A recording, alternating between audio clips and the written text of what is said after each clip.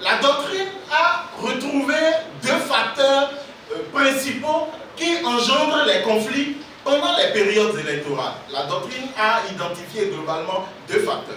Le premier facteur, c'est que les acteurs rejettent le cadre des élections.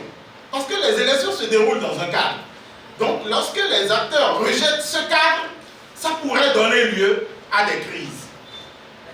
Deuxième facteur, c'est lorsque les acteurs rejettent les résultats des élections. C'est-à-dire qu'au départ, les acteurs acceptent le cadre, mais lorsqu'on délivre les résultats, les acteurs contestent. Ça peut donner lieu à des crises et à des violences. Alors, dans ce contexte, il était important pour nous de rappeler le cadre juridique dans lequel se déroulent les élections dans notre pays. Dès que le président Talon est venu en 2016, il dit toute cette situation que nous avons toujours décriée, nous tous, changeons-la. Mais qui est-ce qui a pu l'aider à changer cette situation? C'est l'Assemblée qui était en place. L'Assemblée qui était en place, on se rappelle tous, ce n'est pas le président de la République qui vote les lois dans notre pays.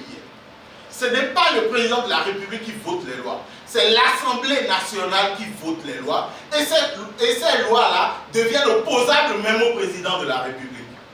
Donc, le président Talon s'est dit, il fallait que nous changions les choses. À qui il a demandé ça? Oh, à l'Assemblée nationale, dirigée par le président Adrien Roumbedi. C'est cette assemblée qui a changé la constitution de notre pays. C'est cette assemblée, dans le changement de la constitution, on a essayé de créer le duo présidentiel, on a essayé de faire le regroupement des élections, parce que faire des élections chaque année, ça nous coûtait trop cher.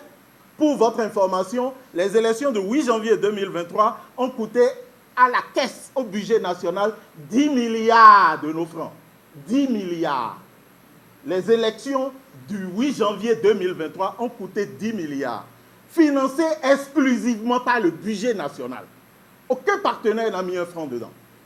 C'est ça aussi une preuve de souveraineté. Et j'y arriverai. Notre Assemblée a voulu sortir de tout ça. Réforme dans la Constitution. Ensuite, nous avons eu la charte des partis politiques en 2018. Dans cette charte des partis politiques, on a réorganisé la naissance et le fonctionnement des partis politiques. Je vais très vite parce que mes autres collègues vont parler. Ensuite, nous avons eu la loi portant sur le financement public des partis politiques en République du Bénin. Après, nous avons eu quelle loi? La loi portant statut de l'opposition en République du Bénin. Cette loi n'avait jamais été votée. Nous avons voté cette loi. Nous avons donné un statut à l'opposition avec à la clé un chef de file de l'opposition dont les attributions sont semblables aux attributions d'un ministre du gouvernement. Et le test le plus fondamental qui régit nos élections, c'est le code électoral.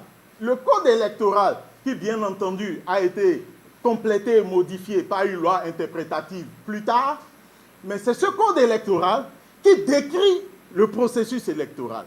Qui va participer aux élections? Comment on va déposer les listes? Comment on va sélectionner les listes? Comment on va proclamer les résultats? Et qui sont ceux qui sont responsables de la proclamation des résultats à divers niveaux? Ce sont ces tests qui forment désormais le corpus qui encadre les élections dans notre pays.